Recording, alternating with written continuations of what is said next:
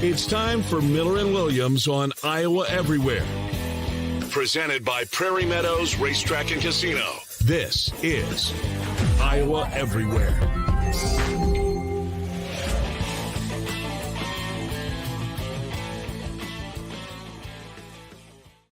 All right, what's going on, guys? Welcome to Miller and Williams here on Iowa Everywhere as we are approaching another college football weekend, one where, well, John, my team is in like a legitimate must-win spot at 0-4, and your team just can't stay out of the headlines.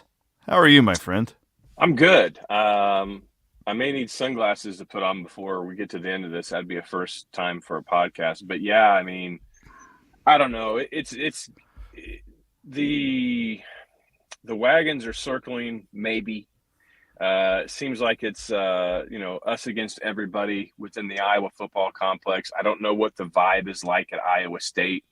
Iowa State has represented themselves a lot better, in my opinion, on the field than Iowa has, but it just hasn't wound up in results that the players, coaches, or fans want. And that's a hard place to be when you know that you're not as bad as your record would indicate, but at the end of the day, you are what your record says you are.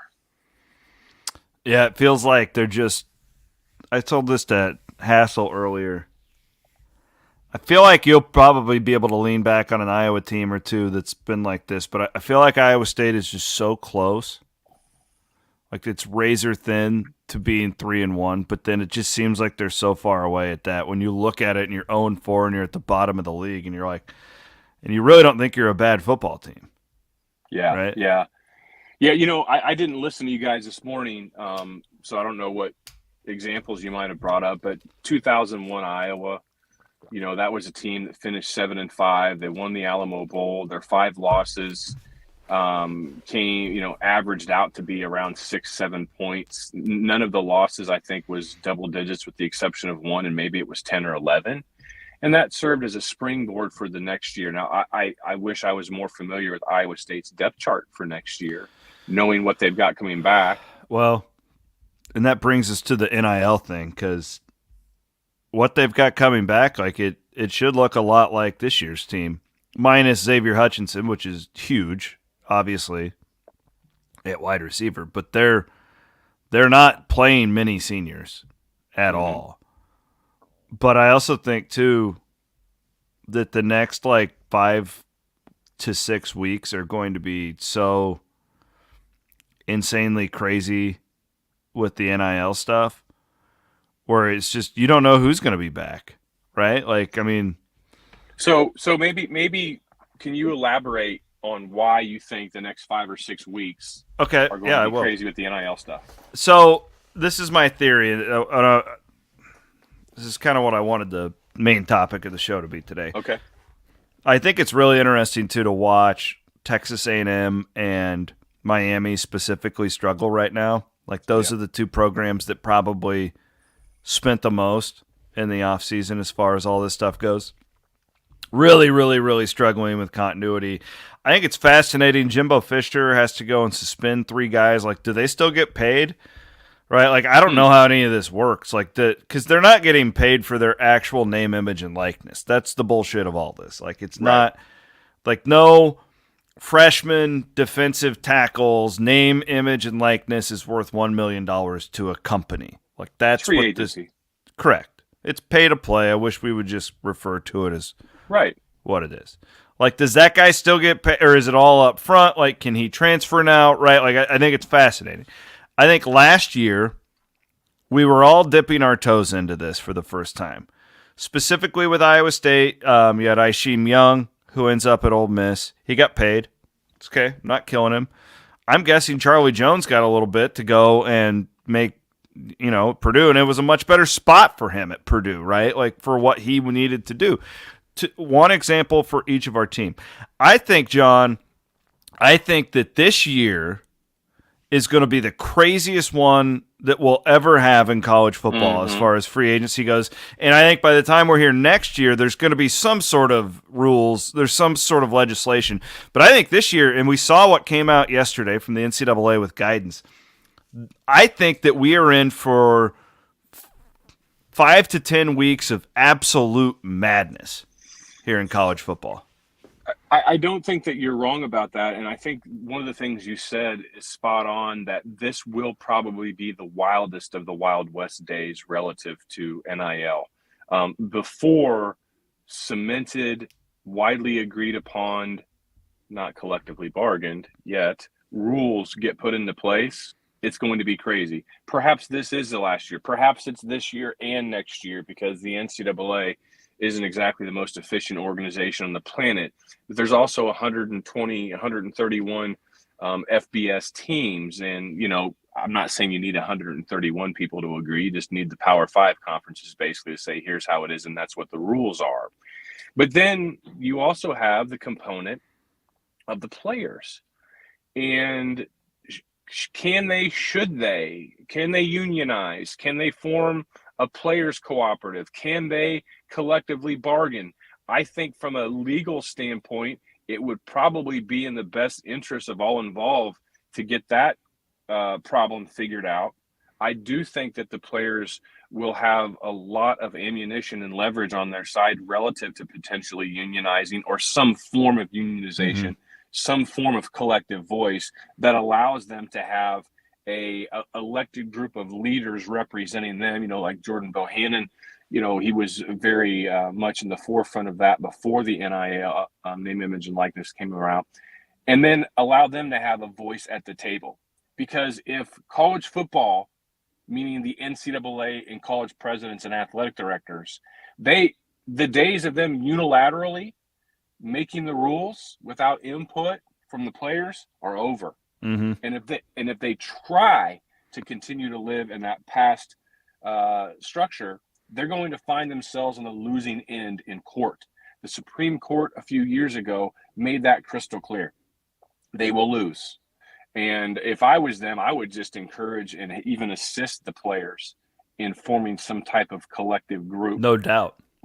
Just solve a problem before you have it, and at least give the appearance that you're working together with them as opposed to working against them. Yeah, and this is where really, John, they're 20 years late. Like, this should have started two decades ago, but they fought and they fought and they fought, and then they're like, okay, well, now we'll give you, what was it like? Do you remember it wasn't that long ago where they gave them like full room and board and acted like it was a huge deal, right? Like cost of attendance. The cost of attendance. Yeah, I'm sorry. That was it. And they're like, oh my God, like this is it. We're giving them a raise and all this. A couple $1,000, and it's righteous bucks when you're 18, 19. And you know what, Chris? I used to organize bull charter flights for, Hawkeye fans for a number of years. All right. The first one I ever did, that I was the marketing arm for it, a company somewhere in Iowa reached out to me and said, hey, we want to take a charter down to the Orange Bowl in 2000. I guess it would have been 2003 Orange Bowl. Would you be our marketing arm? And I said, that sounds great. And they're like, well, here's what we're going to do for you. We're going to give you $500 cash. $500, Mr. Miller. We're going to give $500, and we'll give you 3 complimentary trips, meaning we'll fly you down there. We'll give you a couple of rooms. Turned out to only be 1 room. And I thought that was amazing. I thought that was the best deal I'd ever seen. $500 cash. I mean, I was barely 30 years old. Didn't know my head from a hole in the ground relative to business. Nothing. And I thought it was a great deal. Until I kept doing it a few more years and realized that I should have made $100,000 for me, for my participation in that event, because we took multiple planes. And what happened when Iowa went to the Rose Bowl in 2015, well, it wasn't my money then because I already sold the company, but it was a significant payday. It was a significant payday when Iowa went to the Orange Bowl in 2000 after the 2010 season. It was $75,000. So that cost of attendance seemed really cool and awesome at that time, but it wasn't. It was the equivalent of me getting $500 and a free plane ride to the Orange Bowl. It was a bad deal. And players aren't businessmen. They're not even 30. They need to organize. They need a collective voice, and they need people involved with them who are 30, 40, 50 years old. It'd be great if they were like former athletes who are now attorneys or business owners that have lived. I'm not saying they're dumb, but when you're young, you don't know what you don't know. It's just the truth. And the only way you learn it is by costing you pain or money or both. You bring people in that have already paid for those lessons so that you don't have to, because billions of dollars are at stake. Well, basically yesterday the NCAA came out and said that the schools cannot be they confirmed that schools can't be setting up NIL deals and all this stuff. And I think all that did is just kick the can down the road for these collectives and more just ripe, like just craziness here, at least I think that they're just waiting for Congress. I think they want Congress to get involved in this. That's one of the dumbest things ever. If you can solve a problem without getting the government involved, you absolutely do everything you can. You don't want to get the legal system involved. I spent all day Tuesday of this week in a mediation with me and my partners and somebody else that is no longer involved with us. And we went back and forth. Hey, we're going to buy you out. What's your number? Here's our number. What's your number? Here's our number. You go through that process. And the mediator kept telling us during the whole process, you do not want to risk this going before a judge that is not a CPA. He will not understand the nuance of your balance sheet, your pro forma. And he's also not an expert in energy. You are basically then turning the decision over what the exit package is going to be to someone that does not know your business. It's the same thing here. You do not want to put your fate, if you're college, athletic departments, presidents, universities, you do not want to put your fate in the hands of legislators who've already sent you a clear message that you are not being fair to the student athletes. So if they're wanting to wait around for Congress to get involved, dumbest thing ever, but it would not surprise me if that was their modus operandi. I just what are they doing? Like, what are they waiting on if that's not the case? I can't figure out. It's because it's so foreign. Because as you've seen some of these schools, these NIL things are, you're basically buying players, and it's outside the spirit of what name, image, and likeness was intended to be. They're starting to give some guidance that the way things have been the last few months can't really be the way things are. The schools can't be the ones doing this, like the Iowa Swarm Collective. I think that's probably more in line with the spirit of what the NIL is supposed to be. I'm not familiar with Iowa State's collective, but my guess it's probably similar to the Swarm Collective. So I think it's, Chris, I think it's such a big deal that they don't even know how to jump into the pool. It's like, where's our entry point? Do we take the stairs? Do we jump off the high dive? Do we just kind of go in slow, which I don't do because I hate cold water. I don't ever go in slow. I'm just it's annoying to me because like how I'll ask a rhetorical question. How did they not see this coming 20, 25 years ago? The answer is that they did, but they didn't ever have the balls to just start moving on anything for one reason or another. And then, I mean, what's going to happen is when the Big Ten is making $80 million per school or whatever, there's just got to be like a profit share, right? With the TV stuff. Isn't that where we ultimately get here? I think so. I think absolutely there needs to be a profit share. I mean, I'm going to say some things without having any understanding of the numbers of the economics involved, but I would absolutely look at what type of licensing revenue I get on an annual basis from selling hats and jerseys and things like that. I would carve out a significant chunk of that to go to the players, because we all wear the logo of our favorite teams well after our favorite players from that particular 4 to 5 year window are gone, right? It truly is. It's the black and gold. It's the crimson and gold. Sorry if I got the official colors wrong there. It's the colors. It's the jersey. But those players, while they're there, that's who we're rooting for. They just become a part of an ever expanding universe of people who fill our memory banks with, mostly positive memories. But they need to be proactive. They need to carve aside something for the players. I honestly think that they need to take a page out of what the NFL does, as best they can. Now, the NFL, of course, was it back in the 50s or 60s rather, they went to Congress and they were able to carve out a situation where each of the teams could pool their television rights together, which would give more strength and create more revenue for every franchise. They need to, the college players need that. I think the universities would, if they do wind up in Congress, it would be in the NCAA members' best interest to show that they made some concessions prior to being forced to. Mm-hmm. Hey, look, we carved this out. We gave that to them. We carved this out. We gave that to them. We're not being unfair. We're just looking for the most fair way to be. Yeah, 20 years ago, we should have done it. We didn't, but we're here now. We've learned from our mistakes, and we're making a concerted and truly fair effort to share the wealth. If they do that, they will have much more sympathetic ears listening to them if we ever get to, Congress or some type of, governmental litigation. All right, Miller and Williams here, Iowa Everywhere. We are presented by our friends at Prairie Meadows. Thank them for their sponsorship and supporting us here on Miller and Williams. Let's just real quick, because you got a tea time and I got a meeting I have to get to, so a little bit of a shorter show for us here today. The Ferentz, Kirk Ferentz just had a long week. I'm anxious to get your take on this.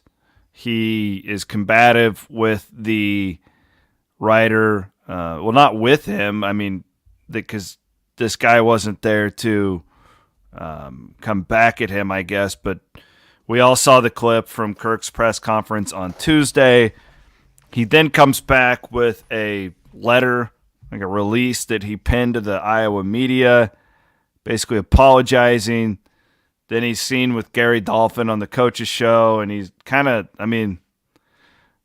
looked like, oh, yeah, I put the letter out, but I'm not truly sorry for what I did. It was just a confusing and unfortunate week for Iowa's head coach. Clearly a man who is kind of digging in right now, John, would be my analysis on it. For sure. And, I think that let's start with what he said on Tuesday.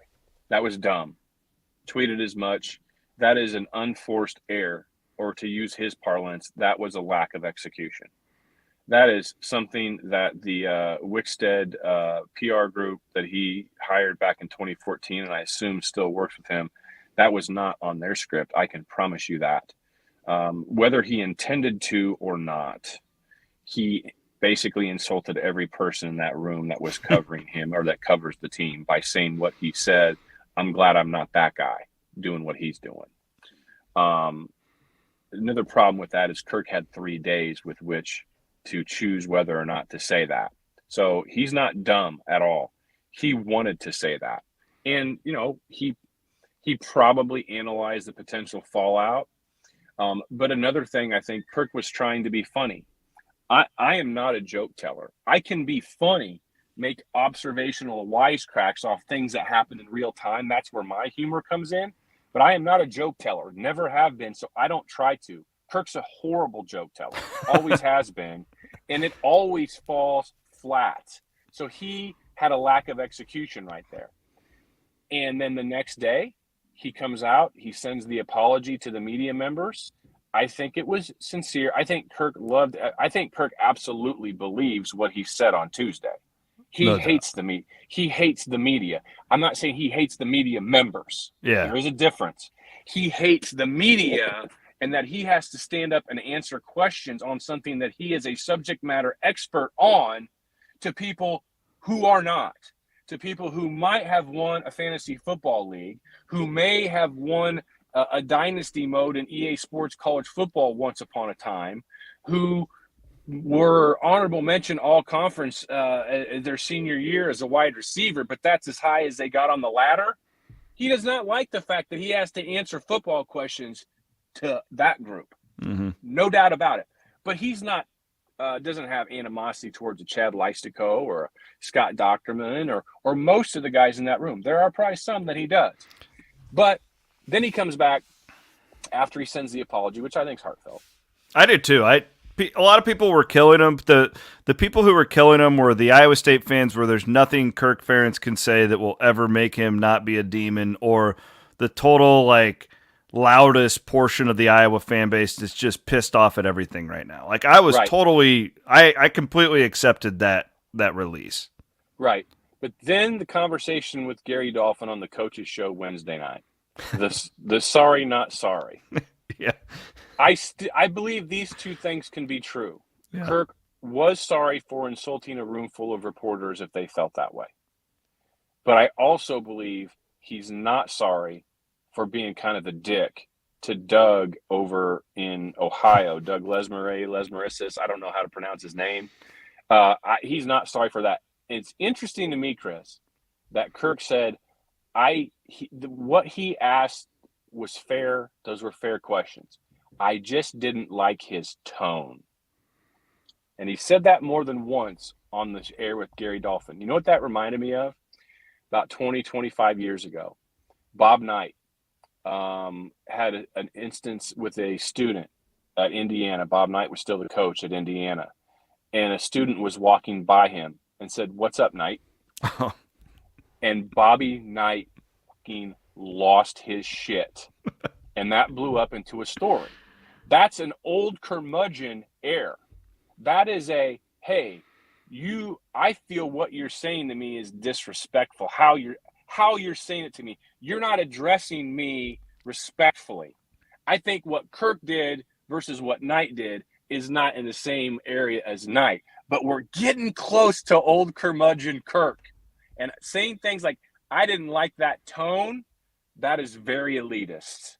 And you know what? If you don't like someone's tone, you don't have to answer their bleeping question. You can just bring up another anecdote from 1981 like you normally do when you obfuscate and you basically go off on a tangent that no one asked you about to avoid the question because it just ate up 3 minutes of press conference. And usually people aren't going to follow up with you on Tuesday like that. You start saying things, I didn't like the tone. Yeah, you better reel that one back in too. Yeah, I thought he didn't need to go on there and talk with Gary Dolphin about that. They should have just left it with the release, and press release. We wouldn't even talk about it today. We were going to move on. I just wanted to talk about the damn games. Yeah, Kirk made another mistake. I wouldn't say that he doubled down, but it was another unforced error. And a coach that all the time talks about we just didn't execute. Bro, he's had a week full of lack of execution, in my opinion. LOE. You've been through the ringers of this as well as I have. I think we can shed some light on it for fans. Ferentz's tenure is fascinating to me because it's very, Iowa, maybe you have it, John. At Iowa State, I've noticed a very significant trend over the years.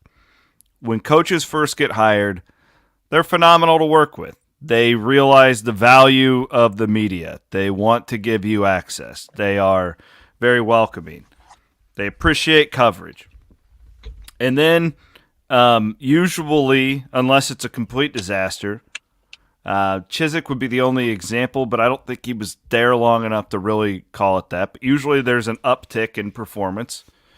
And take Paul Rhodes, for instance, right? And then you get to a certain point where you have a certain value now, and things are still good. And then you have your first bump, right? And then you can start to get defensive, and the relationship with the media is completely different, and then it usually trends downhill, and by the end, things are unraveling.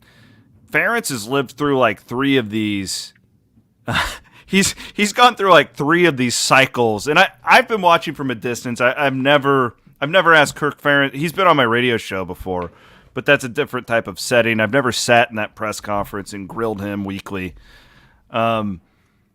It's like again, it's like his third one, and I feel like this is as adversarial as he. This reminds me of the end of the Rhodes era, would be the number one thing that because Paul hated us. End of the roads. There you go. Paul hated us by the end. It wasn't fun to go to, and this was a guy who was probably the most jovial coach I've ever covered at the first half. Awesome sideline guitar. Yeah. The beginning of his tenure, I don't think I've ever enjoyed covering a coach more than I did Paul Rhodes. But by the end, it was miserable. It was miserable. He's holding up the Alan Lazard letter and yelling at us, and like it was really, really uncomfortable. And it just feels like Kirk is at this point right now where they damn well better win on Saturday because everything is coming off as very defensive right now. And I don't think it helps that he knows he cannot be fired. Like, there's no accountability here, and I think that he thinks he can, because he can, and I don't know if I blame him for the human being in him. There's no threat of anything here, and I think it's going to make this even worse here before it gets better. You bring up some really good points. One, the human being point I want to bring up. You start out, everything's great. Think of a marriage. You start out, you have a honeymoon. You have a honeymoon period.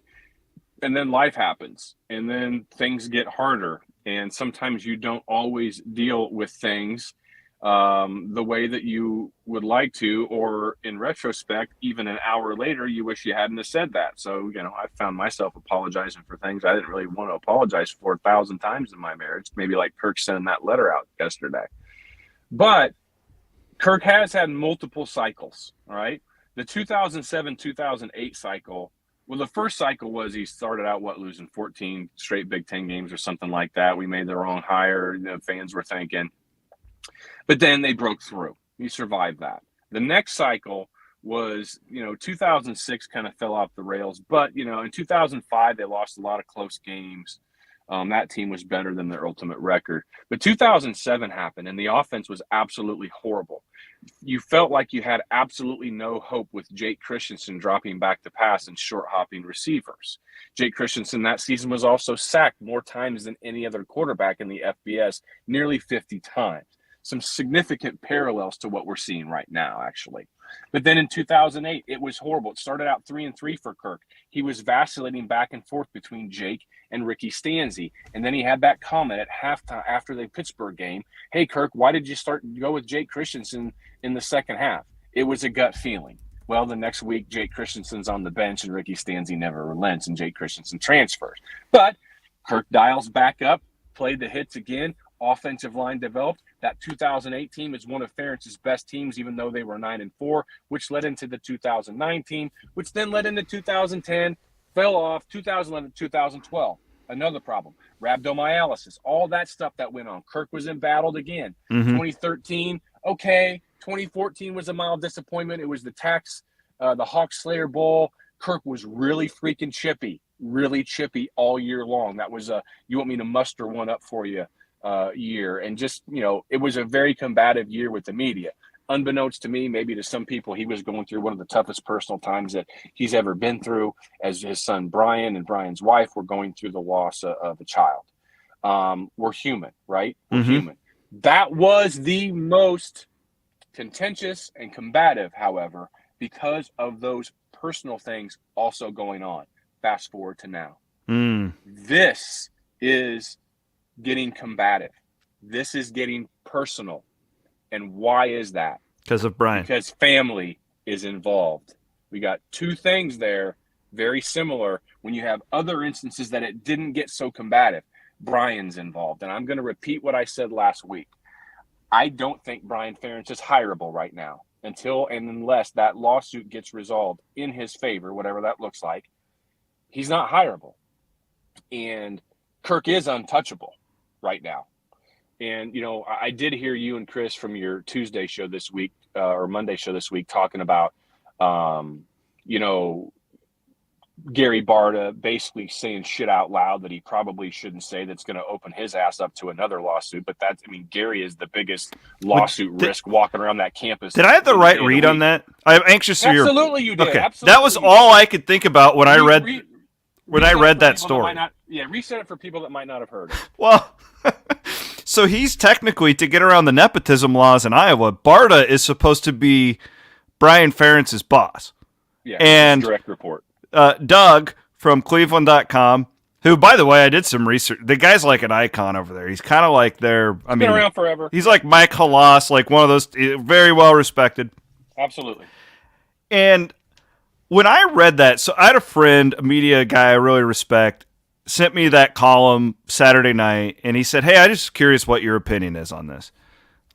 This is a more retired executive type guy, not anyone in Iowa who has a byline. He's curious about my thoughts on it. The only thing I could think of when I'm reading that was, holy shit, Barta is saying this out loud. Because he's saying, well, Kirk never fires guys in the middle of the year. It's not how he does things. We still got 5 games to play, and then Kirk will assess it at the end of the year. And I'm like, bro, like, don't you remember you're supposed to be the guy in charge of Brian Ferentz right here? I couldn't believe he was saying that out loud. And I couldn't believe that there wasn't more pushback to that, because the entire column really was about the nepotism thing. It was much less about, oh, they're inept on offense, and more where this writer he's been sitting back for a while, and this is really driving him crazy. He's got a bunch of family and friends who are Iowa fans, so he's probably a little closer to it than normal. That was the essence of that column, not, oh, they're bad on offense, why don't they fire the coordinator? But I just couldn't believe that Barta said that stuff out loud. Yep. And to me, it's dumb. But Gary has a track record of getting himself into trouble with lawsuits with employees. And in my opinion, he doesn't think things through. He isn't the astute athletic director. He's not a politician. He doesn't know when to shut his mouth. And you know what? I think Gary's a good guy. I mean, he probably despises me because I say things like that, but I think Gary's a really good dude. He's just not good at those things. And he needs to have people around him that will tell him so and prepare him. How could he not be expecting questions like that, Chris? How could he not know right now, with all the heat on this specific coach who he's supposed to be in the reason why he's supposed to be in charge of it? How could he not be prepared for that? It's mind-boggling to me. To me, here's the answer. You know what? As you all know, Brian Ferentz, he directly reports to me. And I'm going to take a cue from how Kirk has handled things successfully through these years. Kirk is my guide and example on this. Kirk waits till the end of the year to evaluate things and people within his program. I'm going to do the same thing with Brian. And when this season is over, Brian and I will have a conversation. I'll take some input from the head football coach, who's more knowledgeable in an area relative to football than I am. And then we'll make decisions going forward. Done. I just made that shit up in 30 seconds off the cuff. Why do people make shit so hard? Golly Dave. Yeah, all right. I'm glad you brought that up, because I actually meant to text you about that. Because I actually thought, I'm like, what am I missing here? Saturday night when I'm reading that. Okay, so is there way to skirt around this rule with Barta? Like, I couldn't believe the quotes that I was reading, because it just seemed so dumb to me to not even try and fake it, right? There was an instance the other week where I'll go to my favorite sport, NASCAR. Bubba Wallace wrecked Kyle Larson purposely, and it was very obvious to everybody that he wrecked him purposely. Well, the one thing you don't do in NASCAR is turn a hard right at 190 miles per hour, because you could kill somebody, okay? We all knew that he did it. And he got out of the car, and Bubba Wallace says, yeah, my steering broke. Okay? Well, why did he say that? Like, none of us believed it. We all knew that it wasn't true. Right. But he said it because you can't admit it. Because if you do, you're going to be suspended for 5 races, and your sponsors are going to be pissed, and you might get fired. Like, because he was smart enough in that moment to know certain things you cannot say out loud, even if we all know it's a sham. And I just couldn't believe that Barta was not in on this, but whatever. Are you familiar with the Peter Principle? No. Teach me. The Peter Principle is just sort of a business saying or concept that at times people get promoted. People do really well in a job that they've been hired for because they exhibited a core competence for the role that was required. So you're hired. And then they do a phenomenal job in the role that they were hired for. And the boss thinks, this guy's phenomenal. I'm going to hire him to go a rung up and start managing people and all this and that. The Peter principle is probably some dumbass named Peter one day that got promoted and sucked. The Peter principle is when people get hired into positions that are beyond and outside their core competence, they've excelled down here, then the assumption is they'll excel up here, and they fail up here. Gary Barta, I think, is a great deputy athletic director. But I think the Peter principle is at play to be running the show. I don't think he's been there for 17 damn years, and yeah, they've built some stadiums. He's a good fundraiser. Ken Miller always called him the fundraiser. He's really good at that, but he's not good at the other stuff. And you've raised a lot of money, but boy, you have spent a lot of money too in lawsuits and a lot of bad press for your athletic department. All right, real quick, because you gotta go, and so do I. Iowa, Northwestern, Iowa State, Oklahoma. First of all, little Gracie Miller, is she going to be in Ames? I know she has a lot of friends who are Oklahoma students. I was just wondering, maybe she wanted to see the premier university in the state of Iowa, get up there, hang out in a little Friley Hall action. What's little Gracie up to? That's a negative. I thought maybe she'd go. Yeah, no, that's a negative. She's working her job, and part of her job working for the complex is you got to be on call a few nights a week, and when people can't get into their doors. And Dad doesn't like that anymore. I don't like the notion that midnight she's got to go let somebody in on a college campus. So we're having discussions about that. So no, she will not be there. But she did have a dead battery yesterday for the first time in my life. She called me up, Dad, my car won't start. I said, I'll be there. Dude, you and I are the same dads. You're a Disney dad. I'm a Disney dad. We are superhero dads to our daughters. And when our daughters need something, we're there. You're damn right. She's like, my car won't start. Here's a video. I determined, because of course I'm a mechanic, that it's probably the battery. Go get a battery, get my tools, go there, watch the YouTube video, started, hero on the way out. I don't even know why I brought that up. I just wanted to brag on myself. You can learn anything on YouTube these days.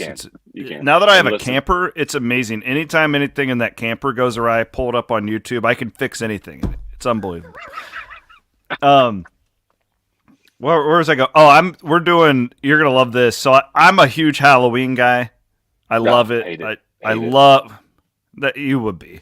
You know who else would hate Halloween? I bet Kirk Ferentz hates Halloween too. We've turned our lights off and gone out to dinner most Halloweens of our life. Not us, man. There will be 10 to 15 blow up lawn things, Monster Mash just blaring, smoker, cold beer, fire pit. We're gonna have it all. We do it all. We sit out there. I'm gonna be out there with bush lights. Oh yeah, and I'm. Yeah. The kids know to come to our house. We're a good spot. I'm gonna be a pickle this year. Just because, why not? Why wouldn't you be? Right. I'm going to be a DILF, is what I'm calling myself. If I could be anything this year, I would be Steve Harrington from Stranger Things, and I would buy the wig, and I would sit there and look at myself and remember what I used to be. That's with fair. Full locks. Because now, we ain't Harrington, boy. We are lack thereof hair. I feel you. I feel you. I don't have a feel on Iowa State. I looked at including that in some parlays. Iowa State, Oklahoma State. Yeah, I wouldn't touch it. 1.5. I'm not touching that. I took one parlay. I put the under of the Iowa Northwestern game. I was listening to the Washed Up Walk-Ons before we started recording this. I guess somewhere 86% of all the money on Iowa Northwestern isn't on the spread; it's on the under. And I also bought some points at Northwestern plus 14.5 in one parlay. So, and I published my parlays this week. You can go to @JohnD Miller and see what I'm doing. I'm not saying to copy me, but Chris, you know what I am, son. You're the prince of the parlay. Prince of the parlay. You're doing really well. I'm telling you, last week. The parlay thing is going to steam down at some point. I hope you keep winning. I can't hit a freaking parlay to save my life. It's unreal. I've already pulled all my seed capital out. I'm nothing but house money the rest of the way. I will say this week I stepped up more units. I'm getting a little cocky. Yeah. Stepped up more units on some of these, and I've got a five legger and 2 4-leggers. And if all those hits, insanity. If all of those hits, it's a $6K weekend for Daddy, but they won't. I thought about tailing you, but I'm like, no, he's been too tell me with $5. All right, I will. I'll get in on that action. I mean, there's one that's plus 12.28, one's plus 7 something, one's plus 6 something. $5. I mean, there you go, bro. You know what? If you like the boosts and stuff, now like my preferred one, Circa, they just give you the best line, so you don't. I wish I could get Circa. Yeah. Well, hopefully they'll be in Kansas soon. For some reason, a lot of those ones that give you the profit boosts and stuff like that on the parlays, they don't offer those until Saturday morning, which kind of sucks. Well, that means I got to make a run for Leavenworth, and I'm not always one to do that. I love getting the pictures. I love getting the pictures of you pulled over on the side of the road. It's so great. Underneath the lonely overpass, all the DJs sitting there getting their action down. But no, man, it's just all fun for me. I don't need a penny of it. I'm not wagering any money that, like, if I lose it, I'm going to be, I'm telling you, the live betting is if you know football and if you know the teams. I'm glad I don't. Yeah, I'm glad I don't have that. That's the way to go. Like I made the best bet of my year was watching that Kansas State TCU game. When Kansas State got up 18, I pounded TCU. I got them at plus 625 on the money line. I put 5 on that because I was like, oh, they're not going to come back. But I went heavy. I went like 5 units and got TCU at like plus 16 or something like that. Wow. And like you just only like if you know the teams and if you're watching every play, in my opinion, that's the most efficient way to sports bet. But I can see that. Yeah, but I'm just out here trying to. It's not even trying to prove it is some competition. I'm not competing against you, but I'm going through these and thinking, okay, and I pretty much should stay at 3 and 4 leggers. That's what I've learned. 5 leggers is too hard, even though I hit 2 of them last week. It's just fun. It is fun. It's better than I bought a lottery ticket last night, $700 million. Did I win? No. But we just lost John Miller. My God, but that's okay. We were just getting ready to sign off anyways. Thank you so much to Prairie Meadows. Oh, here he is. He's back. I'm back, and I'm Chris. Oh, I was just going to sign off anyways. You got a tea time to get to. Enjoy. All right, we'll see you, buddy. All right, he's John Miller. I'm Chris Williams. Thanks to Prairie Meadows for bringing us Miller and Williams here on Iowa Everywhere. Have a great weekend and bet and do whatever you're doing. Be safe out there.